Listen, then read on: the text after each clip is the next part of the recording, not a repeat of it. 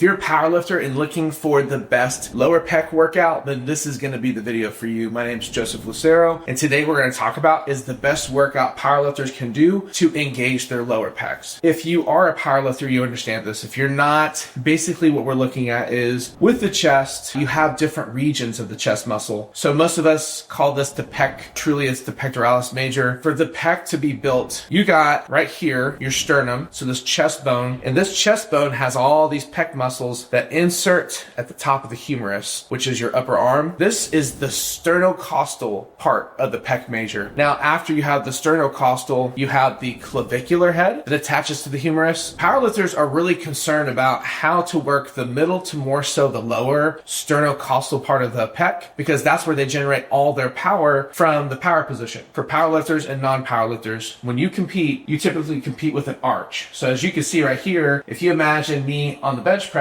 I'm actually going to curve my spine and get my back super tight so that I can press against the stable force. But when that arch happens, you end up working more of the sternocostal head of the pec. Right now, I'm going to talk about 5 exercises you can use to engage this part of the pec to make you stronger and more capable. So my number 1 workout for someone who wants to work the bottom part of the chest is going to be the bench press. But the only way to work the bottom region is to promote the arch position, the power arch. For bench press, I say work 2 working sets, 5 to 6 reps. The next thing I would tell people that want to work the lower pec once they've worked the power arch position is probably consider a decline bench. I don't have a decline, but I know the decline works the bottom of a pec. All I would do in this situation is I would lower the weight, focus more on reps, and just try to manipulate my position to create a decline. I would unrack the weight, and right here you can see my hips are off the bench. I'm gonna let my hips rise the whole time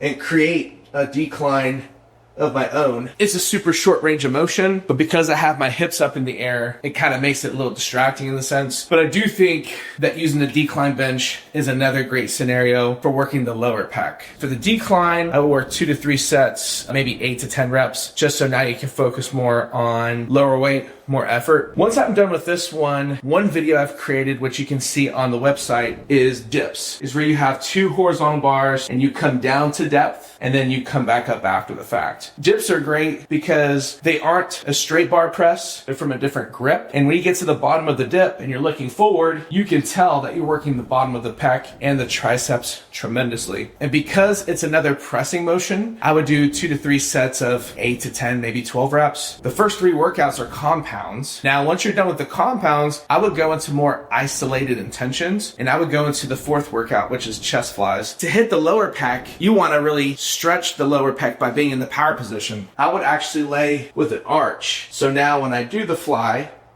I'm engaging the bottom pec a lot more. And once that's done for maybe 3 sets of 12 to 15 reps, you can go into your final workout, which is the dumbbell pullover. And a lot of people say that's a lat dominant movement, but when you actually break down the anatomy of the movement, I'm just gonna use the dumbbell heads like this. You can get back into the arch position and you reach all the way back and then back forward.